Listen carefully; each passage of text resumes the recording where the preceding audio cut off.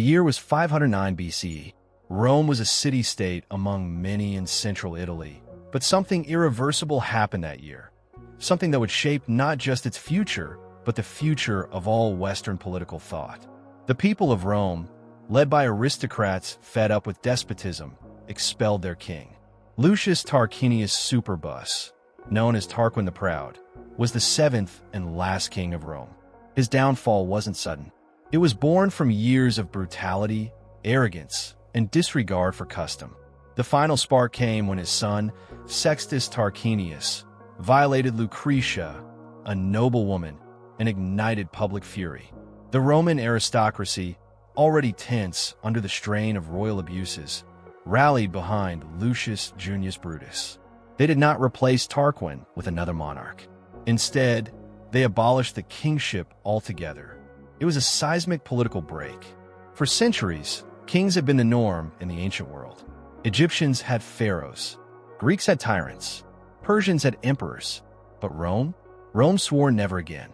The birth of a republic was not idealistic. It was cautious, reactionary, and rooted in the fear of one-man rule. Power was to be distributed, checked, and constantly rotated. The Romans didn't trust rulers, and they didn't trust each other. That distrust became the foundation of their new system. Kings had ruled for life. Rome's new leaders would serve for a year. Kings had unilateral power. Rome's new leaders would always be two men, never one. The Senate, once an advisory body under the monarchy, grew in authority. Laws would not be passed by royal decree, but by vote, often among the wealthiest classes. The founding generation of the Republic understood tyranny because they had lived under it. So they created a government that tried, above all else, to stop it from happening again. But the end of monarchy didn't mean equality. The Republic was, from the very beginning, dominated by patricians, Rome's noble families who traced their ancestry to the first senators appointed by Romulus. They closed ranks quickly. They controlled the priesthoods, the land, the offices. The early Republic was an oligarchy cloaked in anti-monarchic ideals. Even so, it was a departure from the rest of the ancient world. The very idea that supreme authority could reside not in one man, but in shared institutions, was revolutionary. This early republic was small. It governed a city and its immediate surroundings, maybe a few dozen thousand citizens. But it was stable enough to survive its first tests. The exiled Tarquin didn't fade away quietly. He found allies, first among the Etruscans, then with the Latin League, and launched counterattacks to reclaim his throne. The Republic survived them all. It survived assassination plots, attempted coups, and even internal doubt. Some aristocrats missed the order of monarchy. But the idea, the radical Roman idea, held. No more kings. The early Republic was also military to its core. Every citizen was a soldier, and political office was inseparable from battlefield command. War and governance were twins. Early leaders, especially consuls, were judged not just by their policies, but by their victories. And yet, despite this militarism, the Romans restrained their generals in ways few others did. Triumphs, grand parades through the city, were rare and had to be approved by the Senate. A victorious general who tried to hold on to power too long would be forced to step down. Rome wasn't just fighting external enemies. It was constantly defending itself from the return of tyranny, even if that tyranny came dressed in armor. The Roman calendar even changed to reflect this shift. Years were now named after the two consuls in office. Time itself in the Republic was political, and the office holders knew they had 12 months, no more, to make their mark. Some tried to build consensus. Others sought glory. But all knew that Rome would not tolerate permanence. It was a government built on motion, fast, temporary, always moving. Because stasis meant power could accumulate. And power, in Rome's new system, was the enemy. Yet even in its earliest years, cracks were visible. The people, the plebeians, had no real voice. They could vote in assemblies, but real decisions happened elsewhere. The Senate, composed of landed elites, held the reins. The Republic's design wasn't democratic in the modern sense. It wasn't even democratic by Athenian standards. It was a system created to preserve aristocratic rule, but without a king. That was its genius and its flaw. Still, this first generation laid down the blueprint. They created the offices, the rituals, the limits. They defined what it meant to be Roman: duty to the state, suspicion of rulers, and reverence for law. These weren't just ideas, they were survival mechanisms. Rome, a small city in a hostile land, couldn't afford chaos. So it forged order through tradition. Every change, every law, every new custom was justified by looking backward. Innovation was cloaked in ancestral authority. Progress came dressed as precedent. By the end of the 5th century BCE, the Republic had survived its founding century. It had outlasted exiled kings, hostile neighbors, and even its own internal strife. But the tension remained between rich and poor, between military power and civil restraint, between ambition and order. Rome had slain its kings, but it hadn't slain ambition. And in the years to come, that ambition would test every safeguard the Republic had built. The Republic had begun with defiance, a rejection of monarchy, a system foreign to Roman dignity. Yet by the start of the 4th century BCE, what had replaced the kingship was not freedom for all, but control by a narrow aristocracy. The Senate, a body once advisory, now loomed over the city's politics like a silent tribunal. Made up of old families with names that trace to the city's mythic past, the Senate didn't issue laws, but it shaped everything. Its decrees, the Senatus Consulta, held no legal weight, yet they were obeyed as law. That was Roman custom. Power did not always lie in the written statute, but in the expectation that tradition would be followed. The real innovation of the early republic was not just its hatred of kings, but its engineering of constraint. Rome believed in rules. It created structures where men were powerful, but never invulnerable. The 2 consuls embodied that. Each year, the Comitia Centuriata, the assembly of centuries, elected 2 men to hold the highest authority in the state. These were not symbolic roles. Each consul wielded imperium, supreme command, in war and in judgment. They could levy armies, convene the Senate, propose laws, and order executions. But they could not do so alone. The very presence of a second consul, with equal power and the ability to veto, meant that every decision was shaped by negotiation, by calculation, or by rivalry. That rivalry often turned violent, not in open conflict, but in political maneuvering. The annual nature of the consulship meant ambitions were always present. A man had only 12 months to secure his legacy, make alliances, fund future campaigns. Elections became ferocious. Accusations of bribery, of unlawful commands, of failure in battle, all became tools in a brutal contest for power. To serve as consul was the pinnacle of Roman life. But it was also the beginning of scrutiny. Every action could be challenged, every failure remembered. There was also no clear executive authority after a consul's term ended. Once a man stepped down, he could be prosecuted for crimes committed while in office. This was no small threat. It meant that every consul knew, when your year ends, your enemies will be waiting. To mitigate this, many sought to extend their commands through proconsulships, unofficial extensions granted by the Senate to continue military operations. But this created a dangerous precedent. It meant that popular, successful consuls could linger beyond their term, still commanding legions, still enjoying loyalty from troops and provinces. The Republic, meant to expire power, was beginning to extend it by necessity. The Senate, meanwhile, remained the architect of stability. It had no term limits.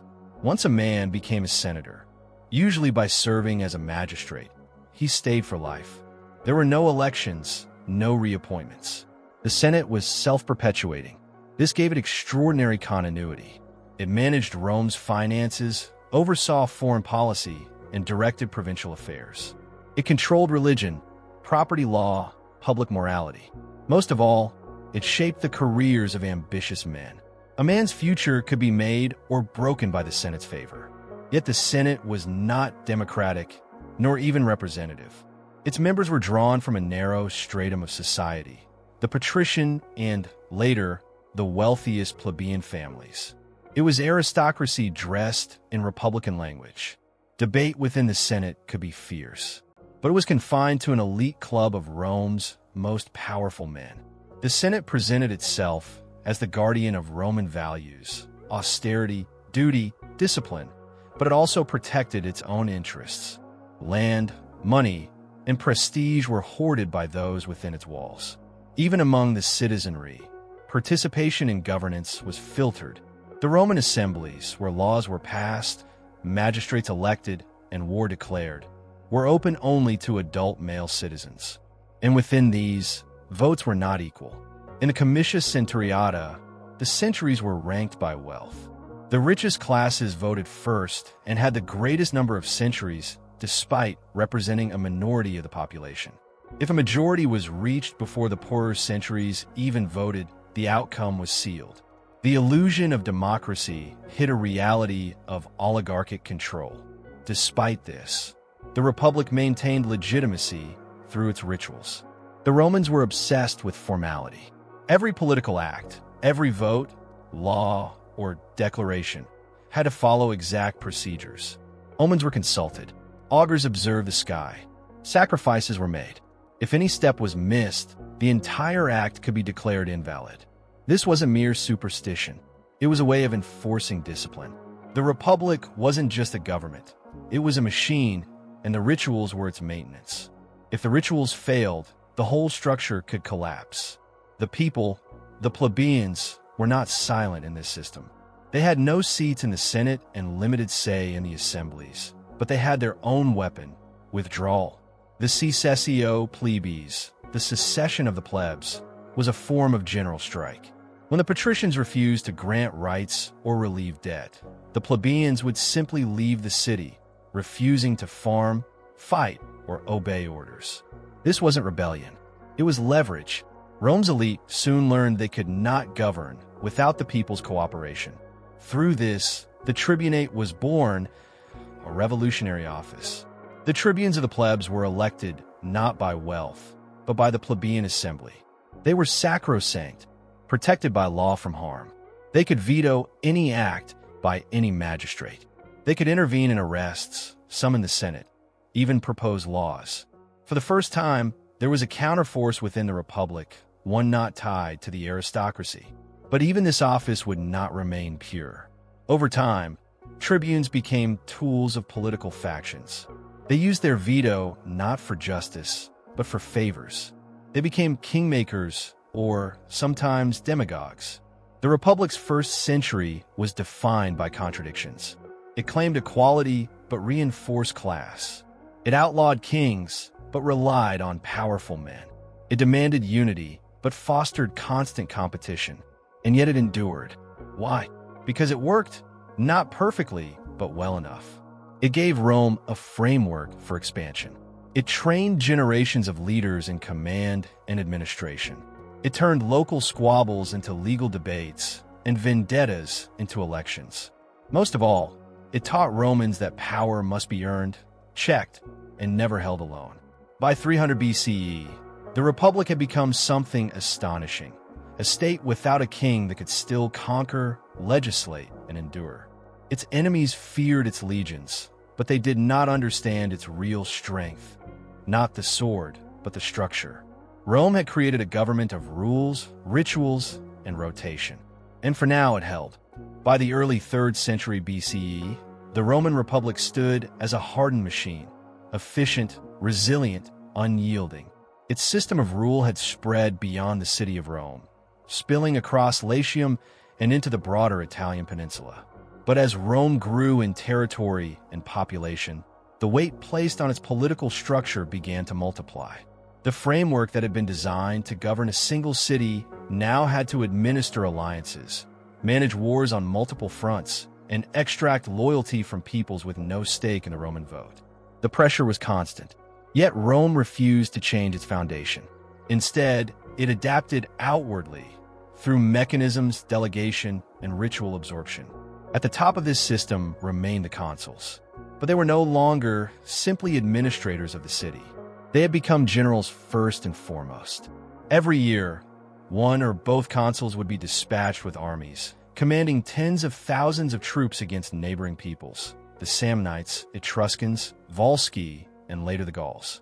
Their commands now extended across months-long campaigns, over rough terrain, into cultures with no common language or legal code. But the Republic insisted on term limits. When a consul's year ended, he relinquished command.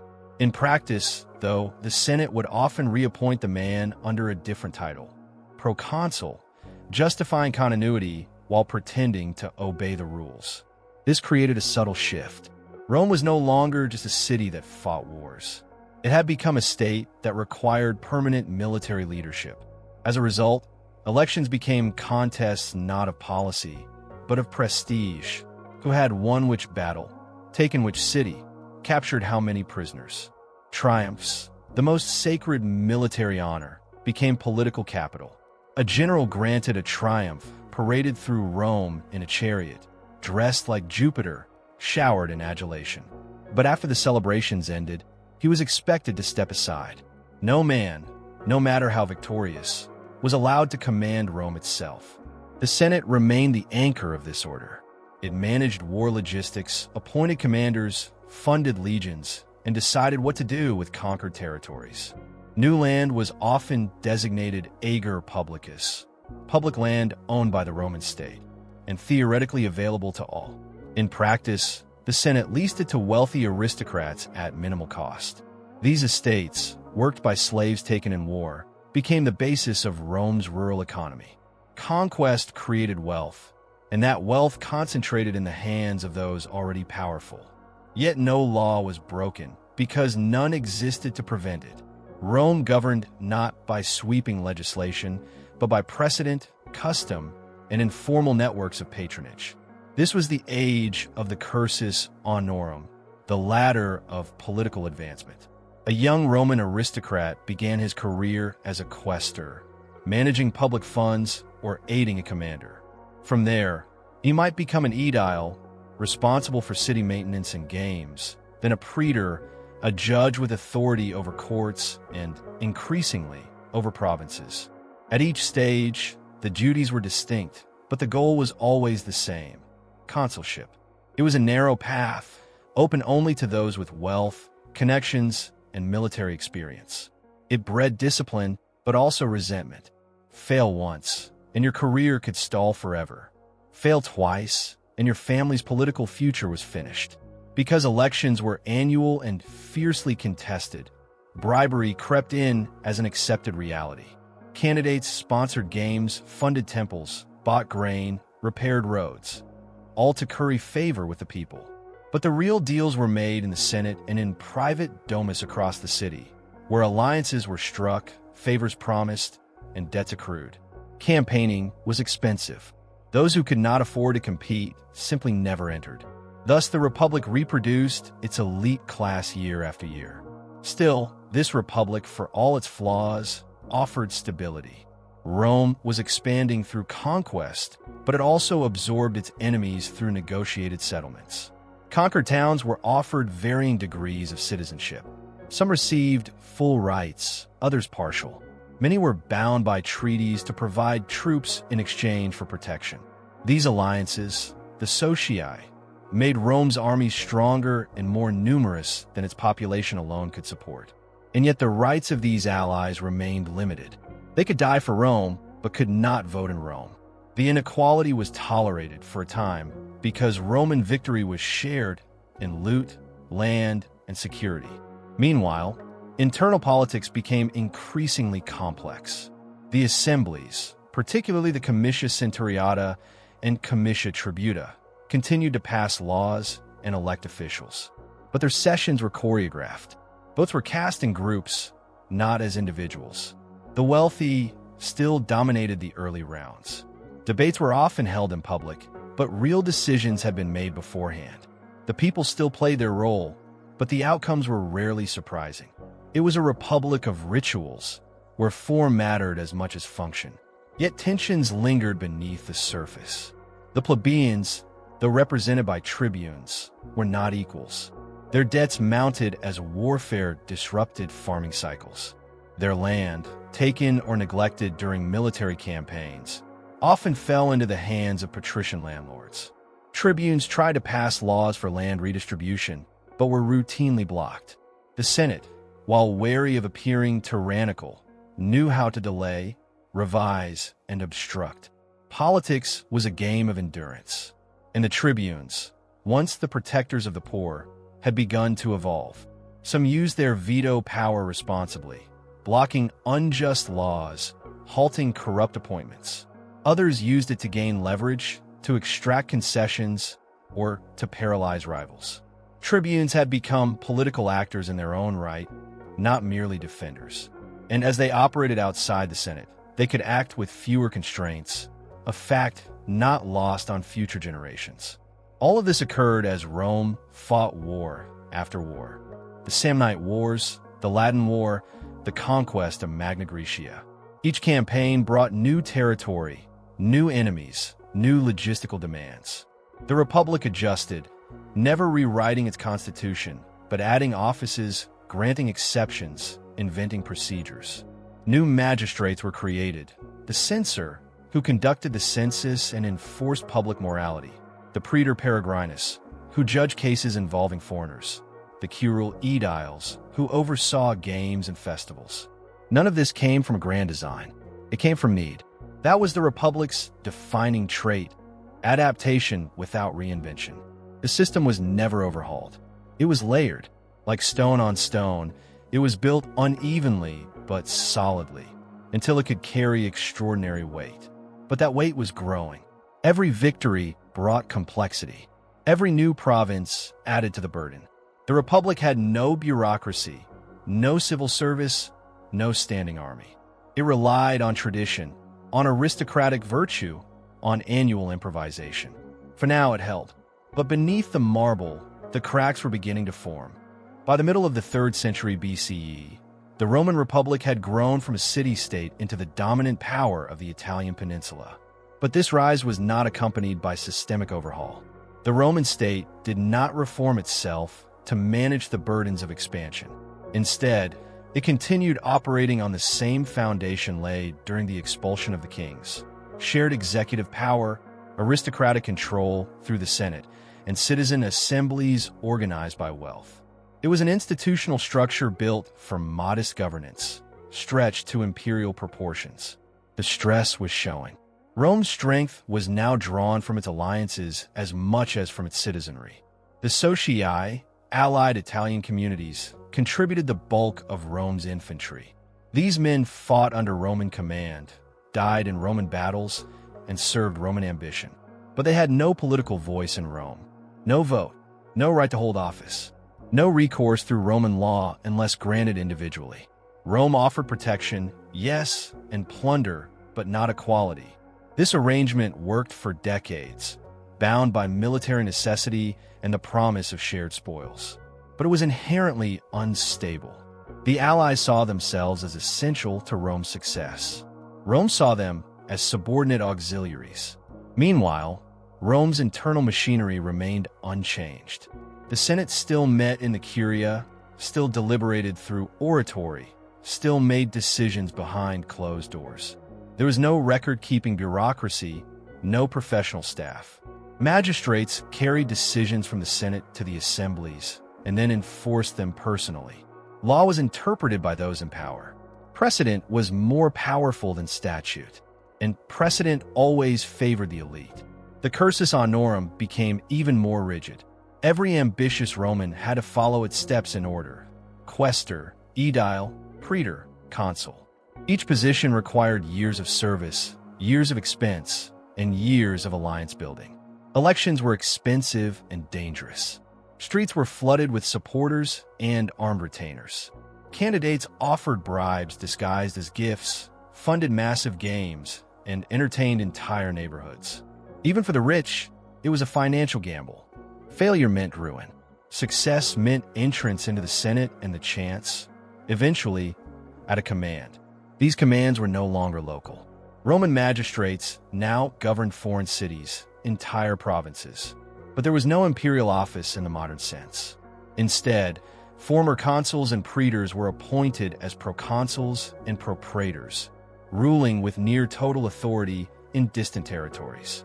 They administered justice, collected taxes, led armies, and negotiated with local leaders.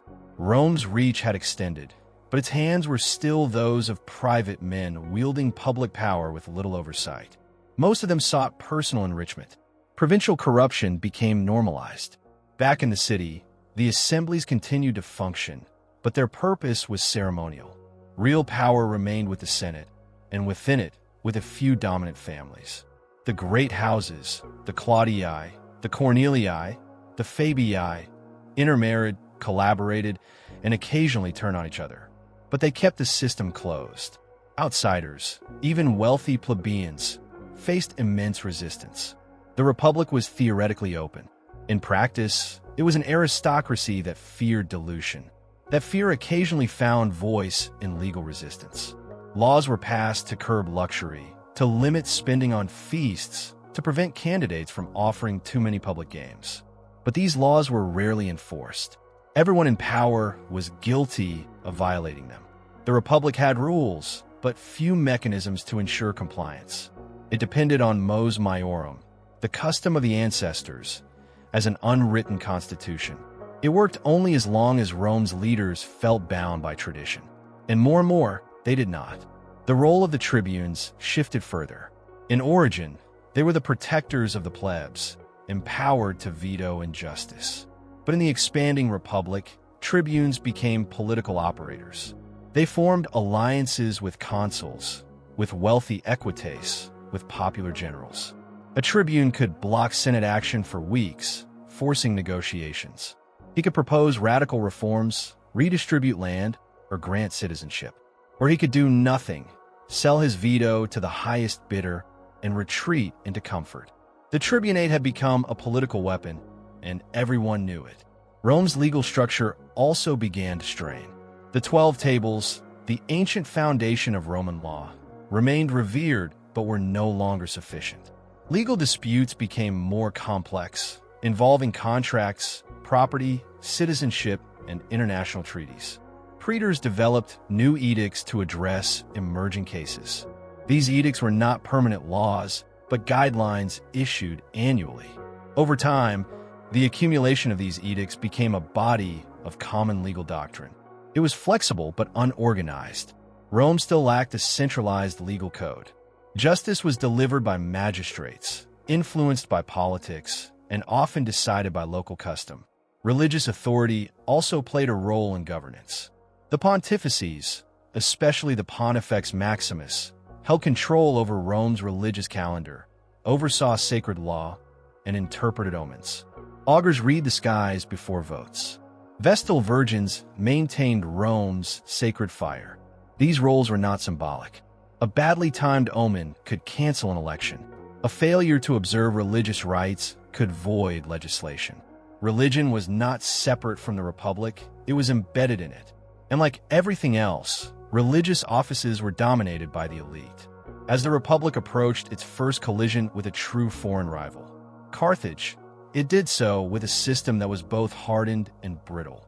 Rome could field massive armies, coordinate allied support, supply troops across seas, and maintain control over restive provinces. But it did all this without reforming its political structure.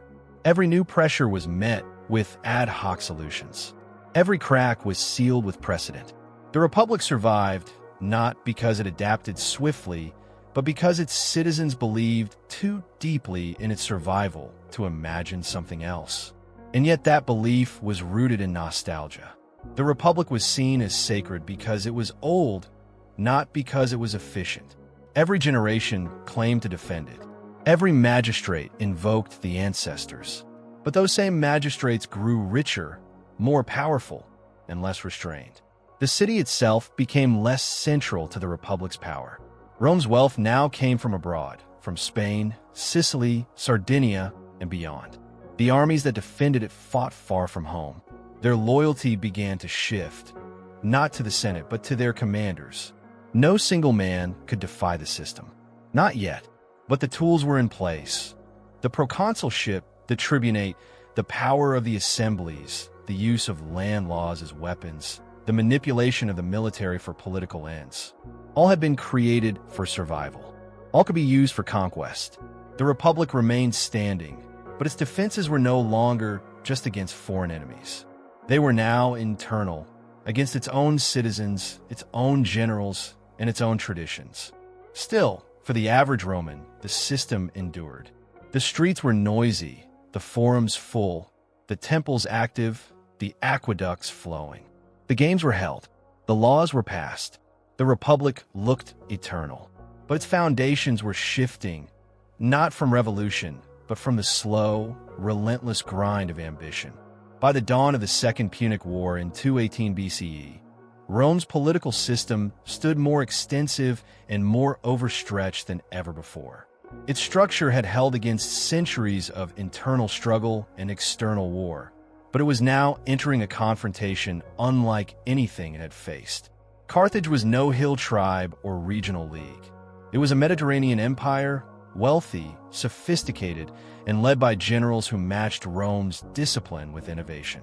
The Republic would meet this challenge without reforming its foundation, and that, as always, will be both its strength and its weakness.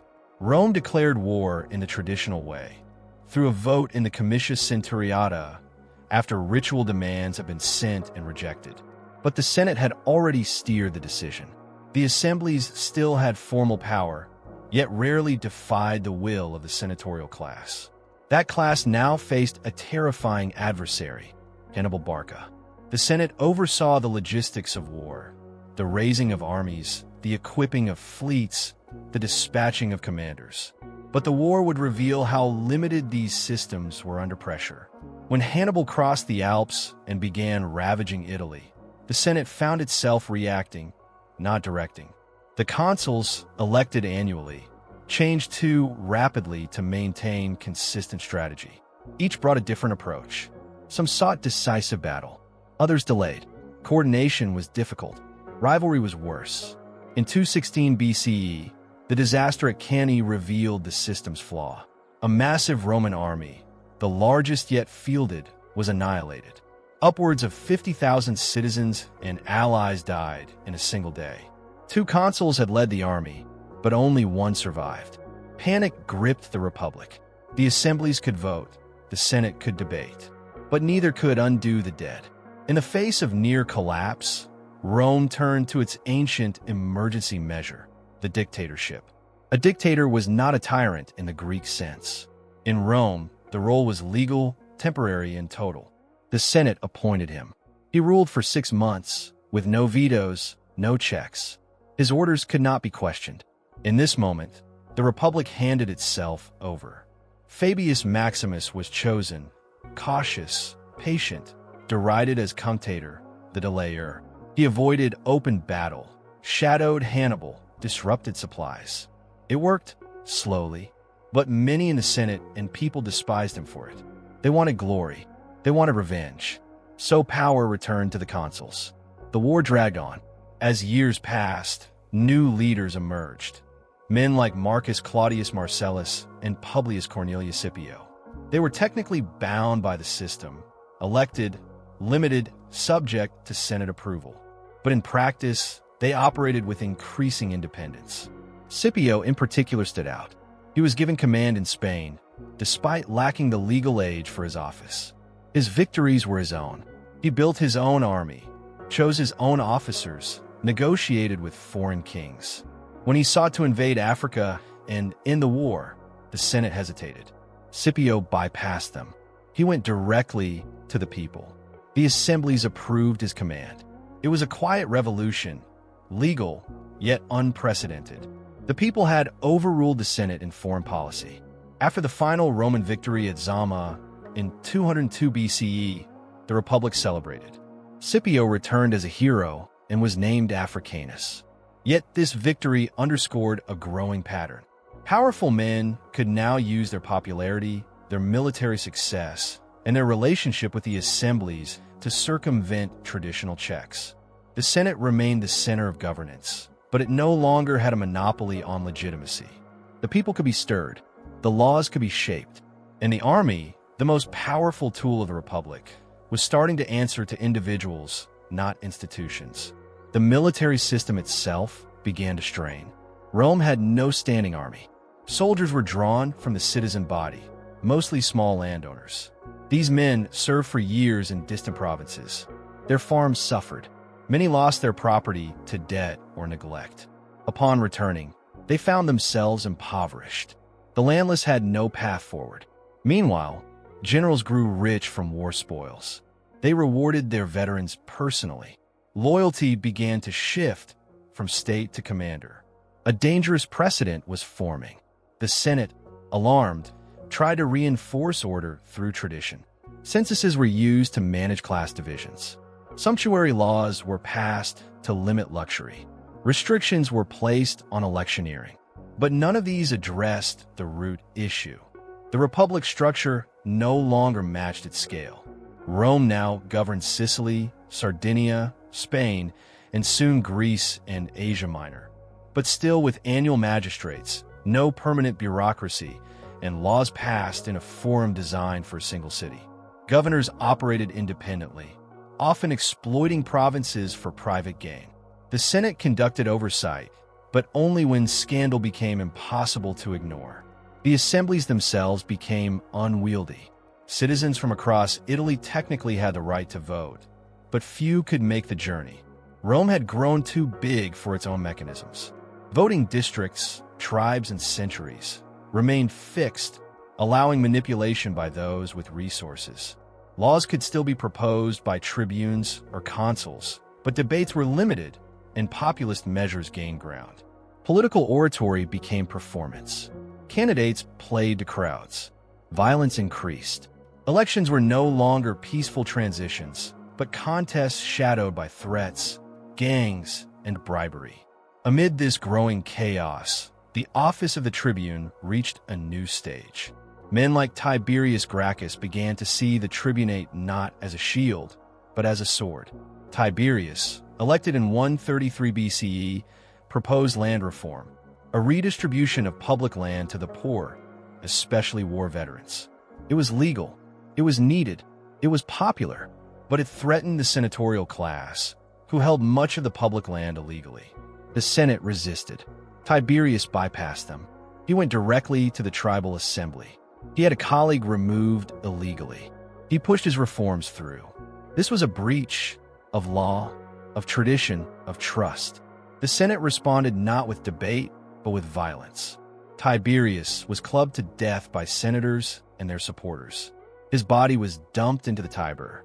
For the first time in centuries, political murder had returned to Rome. It would not be the last. The Republic's greatest danger was now clear. Its tools of restraint, vetoes, term limits, shared offices, could be used just as effectively to seize power as to prevent it. The laws had no spirit, only letters. And ambitious men had learned to read them differently. Rome's citizens still voted. The Senate still met. The magistracies were filled year after year. But behind the ceremonies, a new reality was emerging. Politics had become civil war by other means. As the 2nd century BCE closed, Rome ruled the Mediterranean, but could barely govern itself. Its system had carried it from obscurity to empire.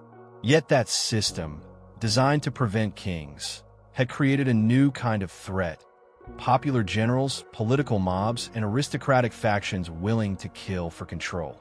The Republic had not yet fallen, but its ideals were now memories. And the Republic's own structures, its laws, its assemblies, its military, were being repurposed piece by piece by the very men it had been designed to restrain. The opening decades of the 1st century BCE brought no reform, no healing, only escalation. The Roman Republic had become a battlefield of legislation, personality, and violence. The mechanisms of government remained outwardly unchanged, but their integrity was shattered. Ambitious men now saw the Republic's rules not as limitations, but as obstacles to be bypassed, co-opted, or destroyed. Offices once designed to restrain power had become levers to seize it. The illusion of collective governance persisted, but Rome was now in the grip of oligarchs, demagogues, and generals whose loyalty to the state was conditional. In the aftermath of Tiberius Gracchus's assassination, his brother Gaius Gracchus rose to power a decade later. Gaius was more organized, more radical, and far more systematic. He didn't simply seek land reform. He aimed to reshape the republic itself. He expanded the grain dole, restructured provincial governance, and attempted to dilute the Senate's power by transferring judicial authority over corrupt governors to the equestrian class. He even proposed granting citizenship to Rome's Italian allies, a move that would have transformed the republic's political base and threatened the dominance of the Roman elite. But again, the system could not tolerate transformation from within. Gaius was driven into exile, then cornered and killed in 121 BCE, along with thousands of his followers. The Senate, terrified of change, sanctioned massacres. Political violence had become institutionalized. It wasn't a breakdown. It was procedure. The Republic had no standing police force, no National Guard, no mechanism to protect order except for personal loyalty and temporary edicts. So senators hired bodyguards. Tribunes used mobs. Elections became contests of force as much as rhetoric. The Optimates, the conservative senatorial faction, sought to preserve their dominance by law and by sword. The Populars, a label for any politician who appealed directly to the masses, gained power by bypassing the Senate entirely. The equestrian class, or equites, also emerged as a distinct force. These wealthy non-senatorial elites controlled commerce, tax farming, and increasingly the courts. Their interests often clashed with the Senate and the popular assemblies alike. Rome's institutions, never designed to manage multiple power centers, now had to juggle three: the Senate, the people, and the equites, all while generals abroad gained power independent of all three. Nowhere was this clearer than in the career of Gaius Marius. A novice homo, a new man, without senatorial ancestry, Marius rose through sheer military talent and popular support. He reformed the army fundamentally. Previously, Roman legions had been composed of landowning citizens, but Marius opened enlistment to the landless poor. For the first time, the Republic had a professional army, men who fought not for the state, but for their general. In return, Marius promised them land upon discharge. It was an unprecedented shift. Soldiers no longer fought for Rome's glory, but for their own survival, tethered to the success of their commander. Marius led them to victory in Africa, Gaul, and against the invading Germanic tribes. He was elected consul a record 7 times. The Senate, increasingly irrelevant in military matters, seethed with resentment. Then came the Social War, 91 to 88 BC, when Rome's Italian allies, denied citizenship despite decades of loyal service, finally rebelled. They demanded what Gaius Gracchus had tried to give them: equal rights. The war was brutal, city against city, Roman against former ally, but Rome ultimately prevailed. Yet the cost was paradoxical. In victory, Rome granted citizenship to the very allies it had tried to suppress. The citizen body expanded dramatically overnight, but this created new problems. Now, newly minted citizens scattered across Italy had the vote, but few could travel to Rome to exercise it. The assemblies became even more unrepresentative. The post-war chaos opened the door for another figure, Lucius Cornelius Sulla. A patrician and rival of Marius, Sulla was ambitious, ruthless, and backed by loyal legions. When the Senate gave him command of the war against Mithridates of Pontus, a dangerous eastern king, the populace in Rome had other plans. They passed a law transferring the command to Marius. This was illegal, but also effective. Sulla, incensed, marched his army on Rome itself, a first in Roman history. It shattered the Republic's final taboo. Sulla's troops stormed the city, killed opposition leaders, and restored senatorial authority. He departed east to fight Mithridates, but chaos returned. While he was gone, Marius returned to power briefly through sheer brutality, executing opponents and seizing Rome in a bloodbath. Upon Sulla's return in 83 BCE, The final war between them unfolded. Sulla emerged victorious, and in 82 BCE, he declared himself Dictator Rei Publici Constituendi, dictator for the reconstitution of the Republic. It was a legal title, but with no time limit. Sulla rewrote the laws, purged hundreds through prescriptions, legalized murder lists, and stripped power from the tribunes. He packed the Senate with his allies, restructured the courts, and sought to restore what he saw as the true republic, one controlled entirely by the Senate. Yet even Sulla could not freeze time.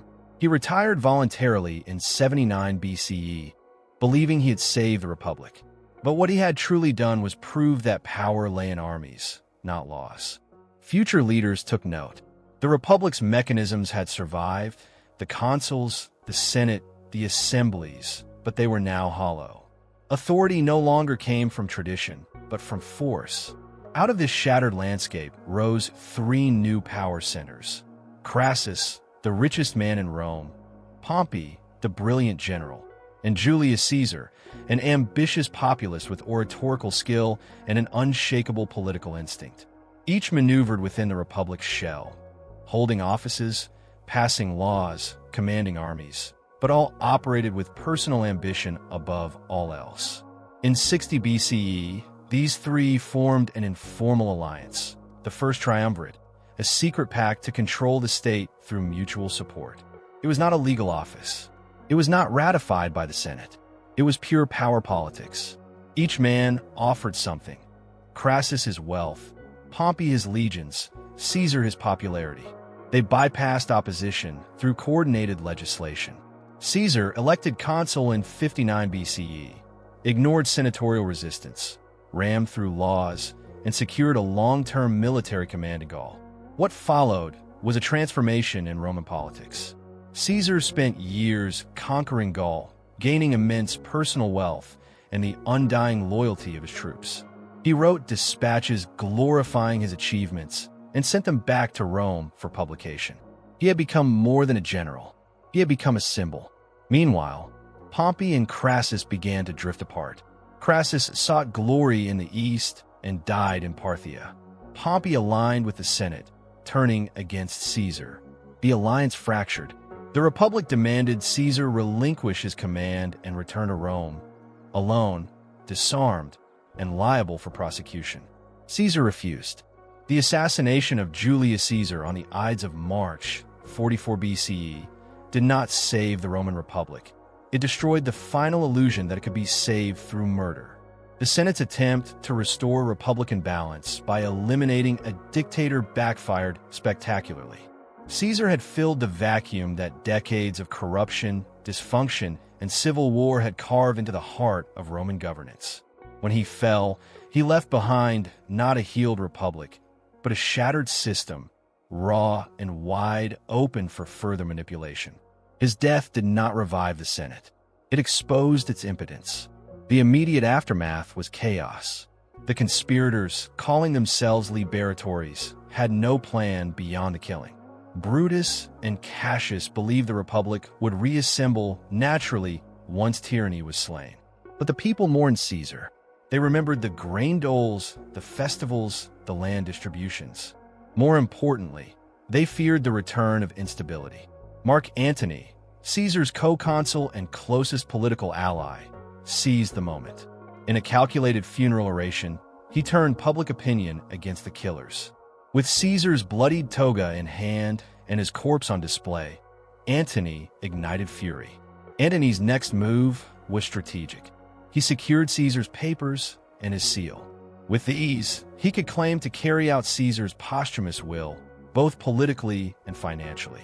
He used Caesar's wealth to fund veterans and placate the plebs. But another figure loomed: Gaius Octavius, Caesar's adopted great-nephew and named heir, only 18 years old, studying in Illyria at the time of the murder.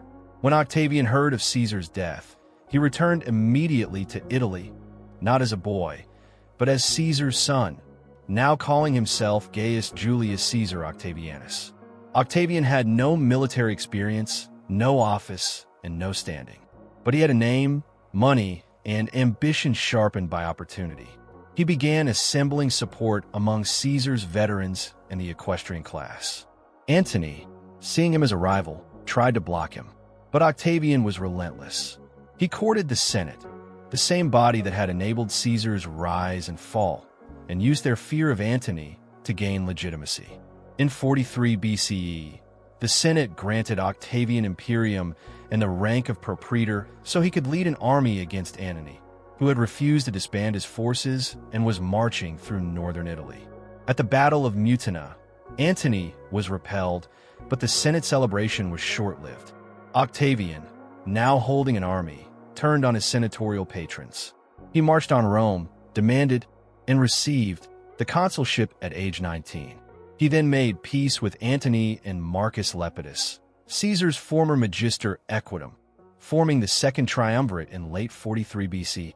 This was not an informal alliance like the first. It was a legal, constitutional arrangement passed by law, lex Titia.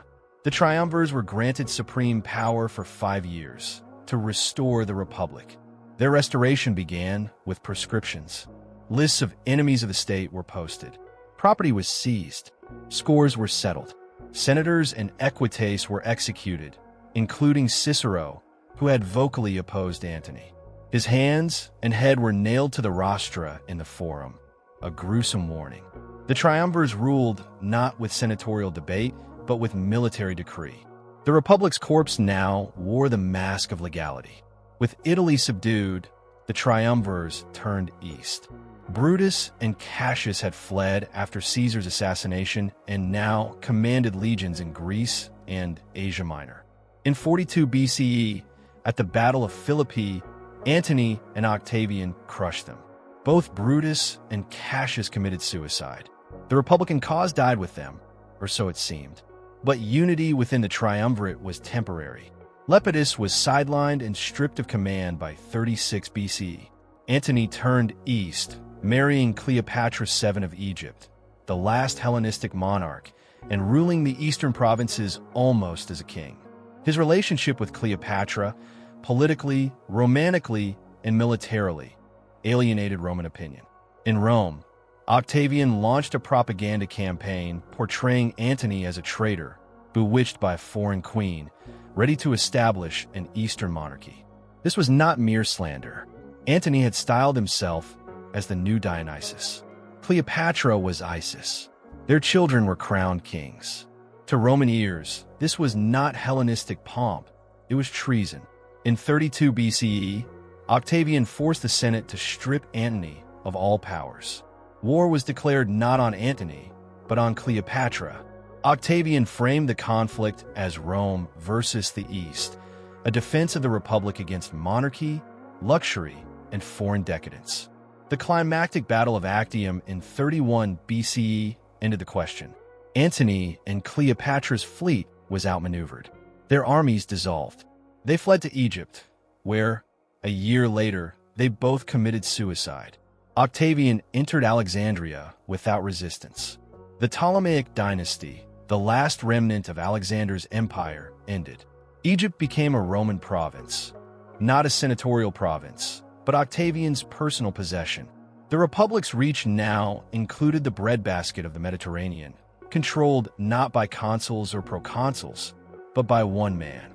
Octavian returned to Rome not as a dictator, not as a monarch, but as the man who had restored order.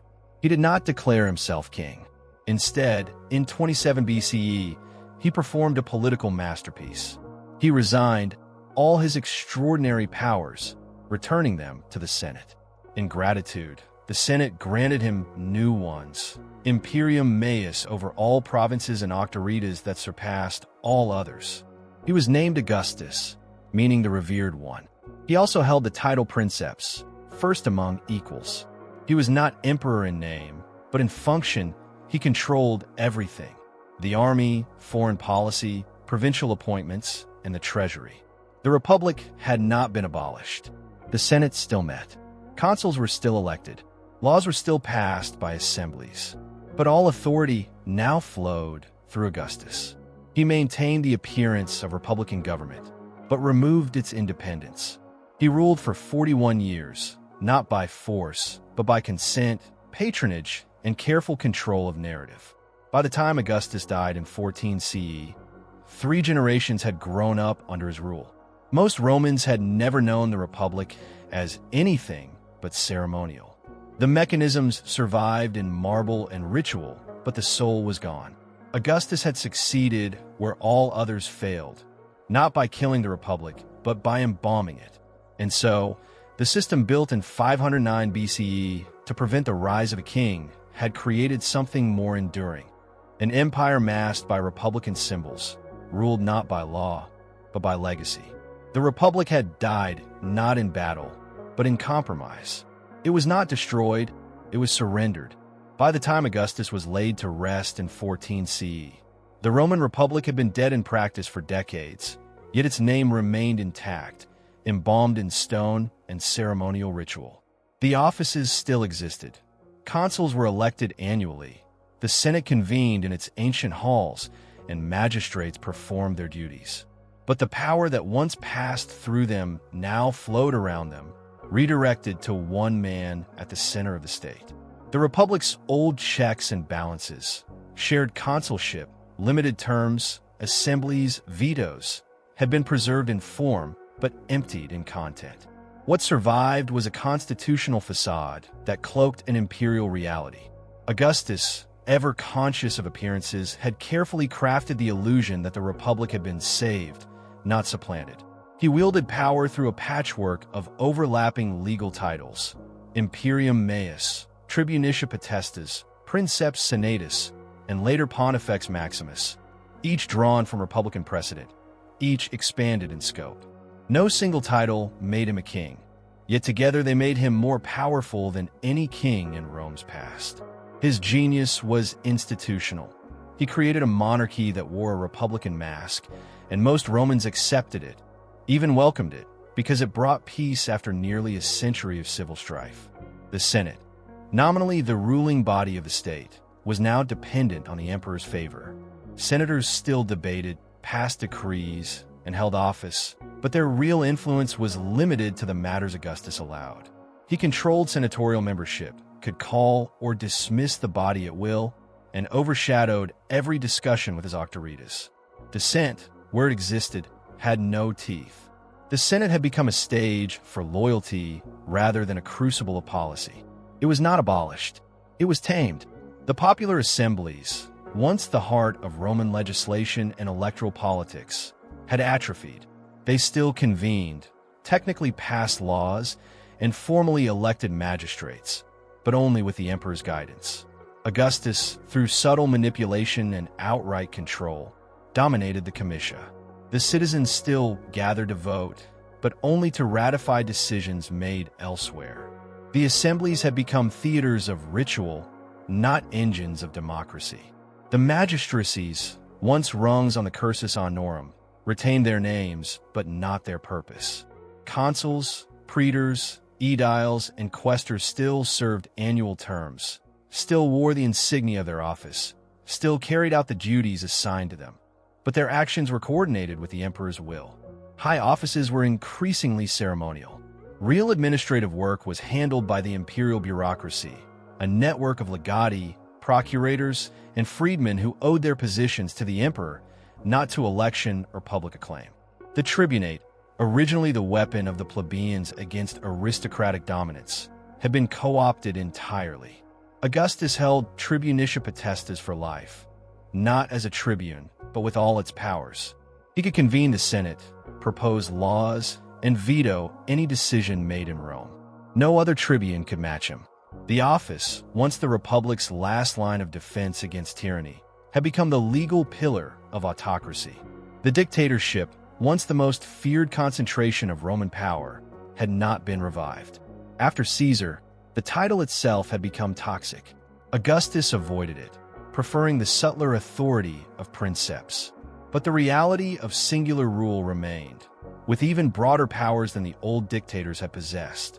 The emergency office had been replaced by a permanent solution, one not bound by 6 months or civic necessity, but by inheritance and political continuity. And the people, the Roman citizen body, had changed. After years of bloodshed, land confiscation, and political unrest. Most were content to trade political influence for stability. Grain was distributed regularly. Games were held on a grander scale than ever before, and veterans received land grants or stipends. Loyalty to the Republic had been replaced by loyalty to the Emperor, who styled himself as the father of the country. Participation had become passive. Roman citizenship was still prized, but for its privileges, not its responsibilities. The military, once the instrument of republican expansion and conquest, had become the backbone of imperial power. Soldiers now swore their oath not to the Senate and people of Rome, but to the emperor personally. Legions were stationed throughout the provinces, serving as instruments of both defense and deterrence. Generals no longer acted independently. Commanders were appointed by the emperor, served at his pleasure, and owed their careers to his patronage. Mutinies still occurred, but rarely with ideological cause. The days when generals marched on Rome for republican reform were over. Now they did so only to replace one emperor with another. Rome's legal system had also evolved. Under the Republic, law had been made by assemblies and interpreted by magistrates. Now, imperial edicts, letters, and rescripts carried the force of law. Augustus issued thousands of decisions that affected everything from property rights to provincial governance. Over time, jurists began to treat imperial pronouncements as authoritative legal sources. The emperor had become, effectively, the supreme legislator, judge, and interpreter of Roman law. Culturally, the idea of the Republic began to shift from memory to myth. Poets, historians, and philosophers still spoke of liberta as liberty, but it was increasingly defined not as political participation, but as order under a just ruler. The Golden Age was reimagined not as the age of consuls and tribunes, but as the new peace of Augustus. Even the calendar was altered to mark his achievements.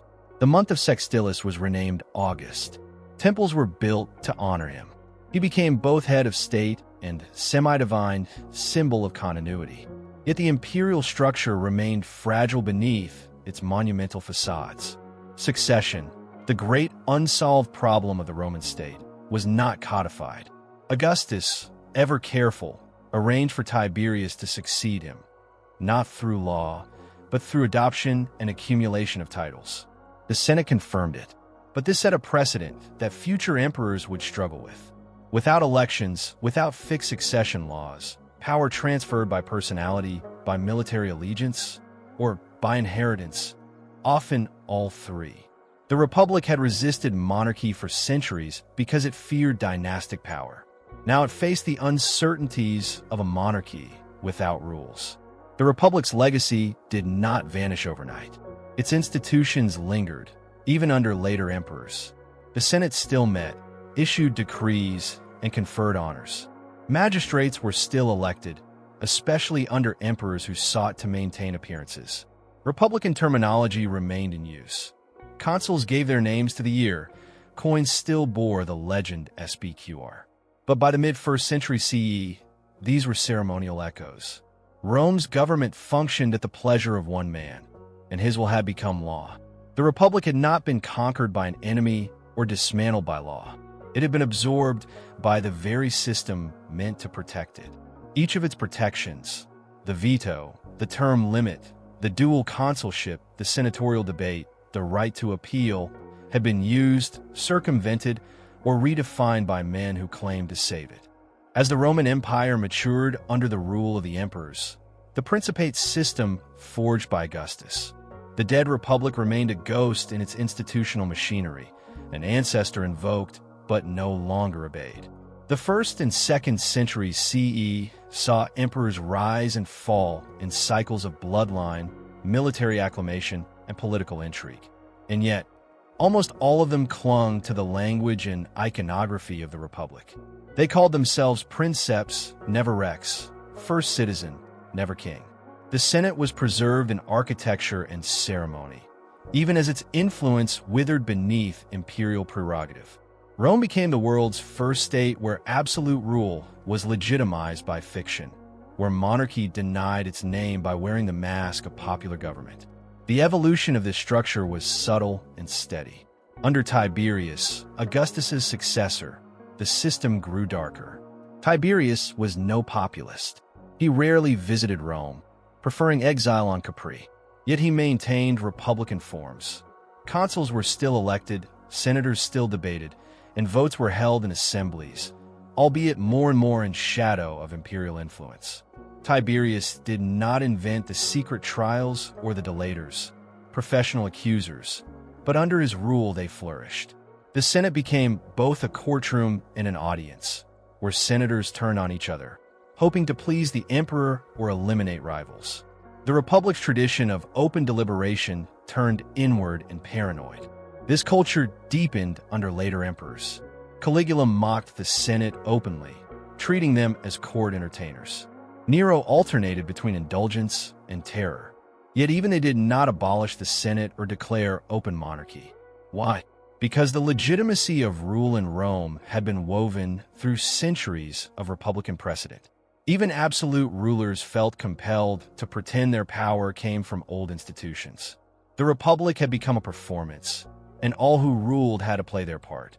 The reality, however, had become unmistakable. Imperial commands, not senatorial debate or popular vote, governed the provinces. Taxation, legal appeals, and military operations were all directed by an emperor and his agents. Provincial governors, once appointed by consuls or senatorial assignment, now reported directly to the palace. The magistracies in Rome lost their autonomy. A praetor might still oversee a court, and aediles still manage games or markets, but their decisions were irrelevant if they contradicted imperial policy. Laws were issued through rescripta, imperial replies to petitions. These became the de facto law of the land, stored in archives, studied by jurists, and cited in future rulings. Legislation by decree had replaced legislation by vote. The balance shifted further in the 3rd century CE during the crisis of military emperors. Civil war, usurpation, and border invasions shattered the illusion of stable succession. Emperors rose by army proclamation. In Gaul, in Africa, along the Danube.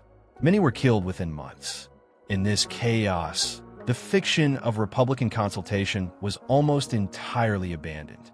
Power was openly military. The Senate still existed, but its approval was irrelevant. The comitia had disappeared entirely. It no longer made sense to pretend that Rome's destiny was decided by citizen assemblies. And yet, even during these stormy decades, emperors still minted coins bearing SBQR. They still used the titles of consul, tribune, pontifex maximus. The institutions of the Republic had become symbols, detached from function.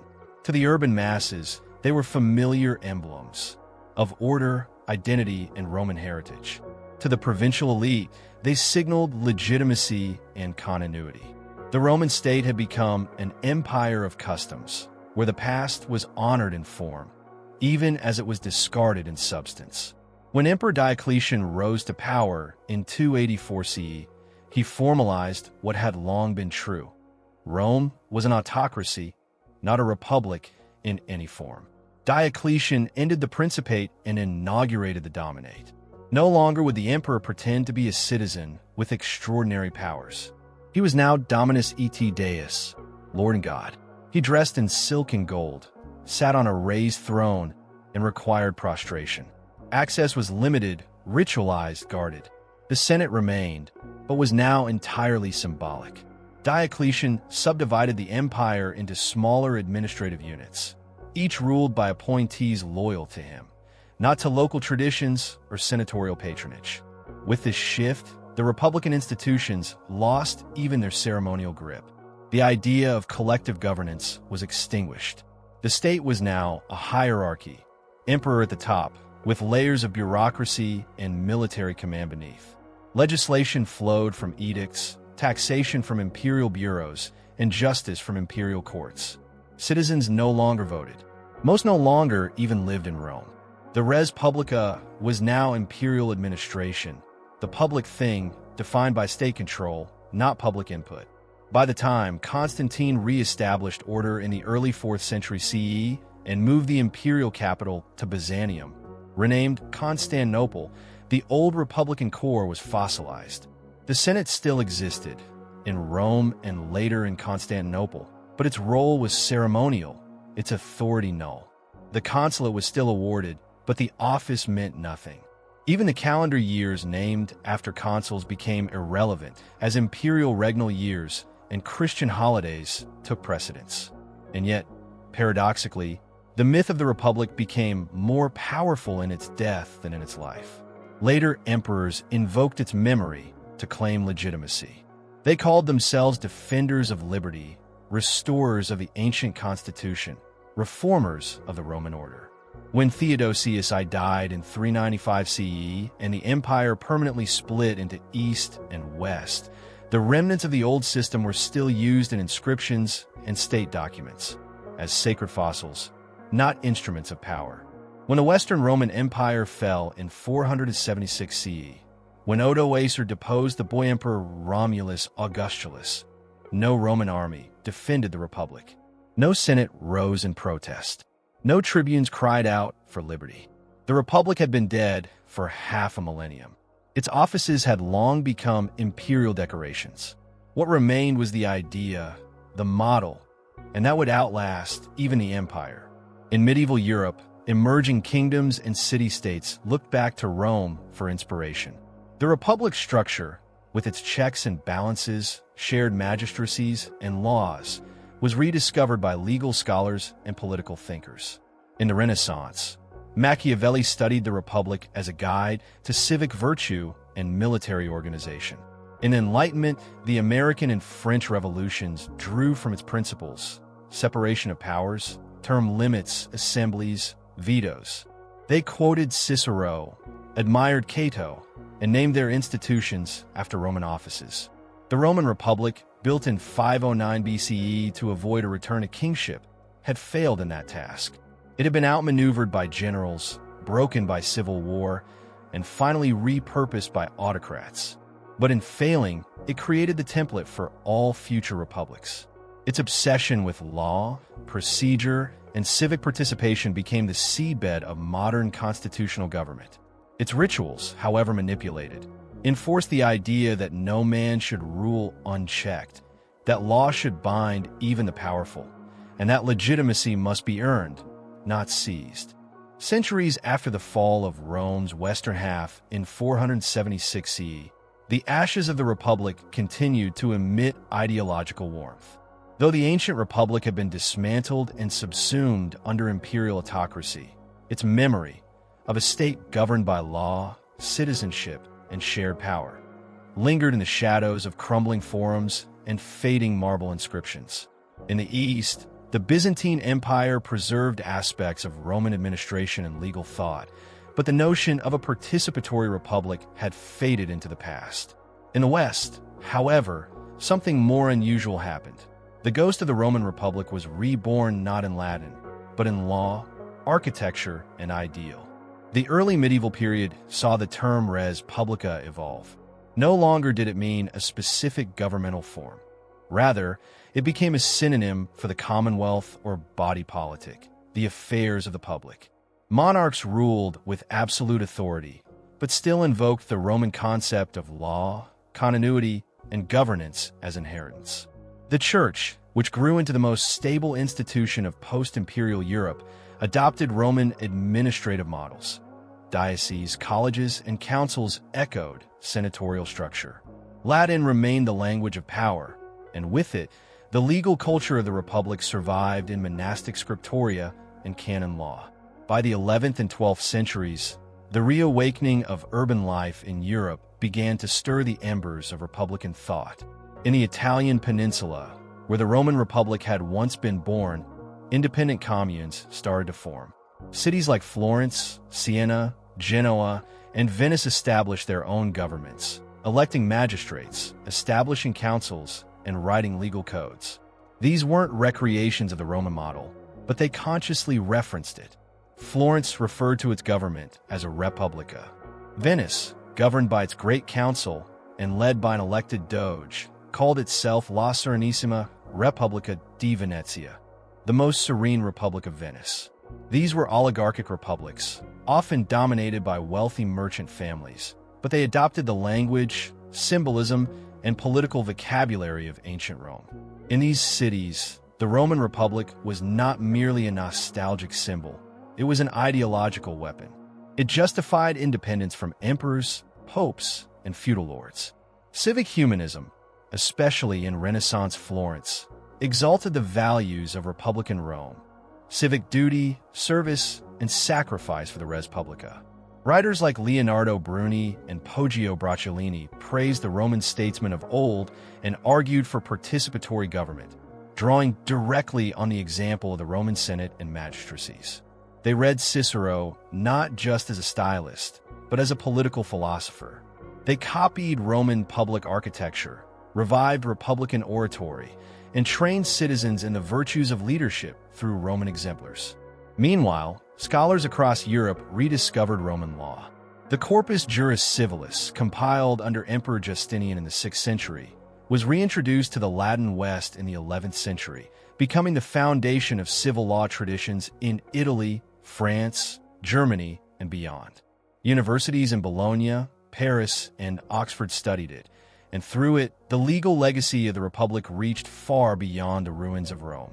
Legal theorists developed the idea that power must follow law, not personality, and that even rulers were subject to higher principles.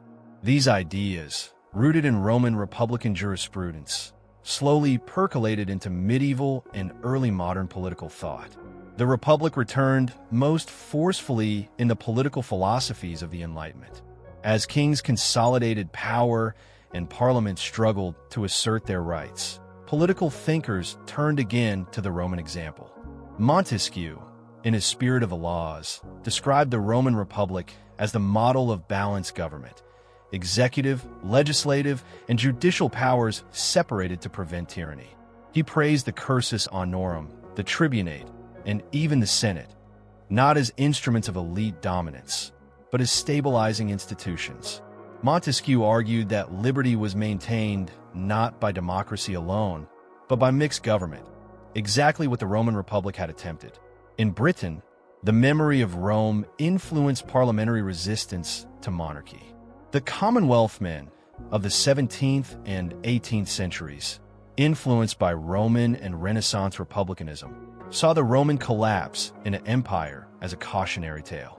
They warned against standing armies, centralized executive power, and the erosion of legislative authority.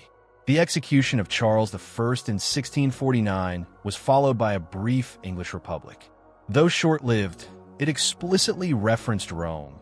Even in iconography, Cromwell posed in Roman armor, and Parliament sealed documents with SBQRE, the Senate and people of the Republic of England. But nowhere did the legacy of the Roman Republic take firmer root than in the American Revolution. The founders of the United States studied Rome with intensity. James Madison, John Adams, Thomas Jefferson, all were students of Cicero, Livy, Tacitus. They saw in the Roman Republic a blueprint for balancing popular sovereignty with the rule of law.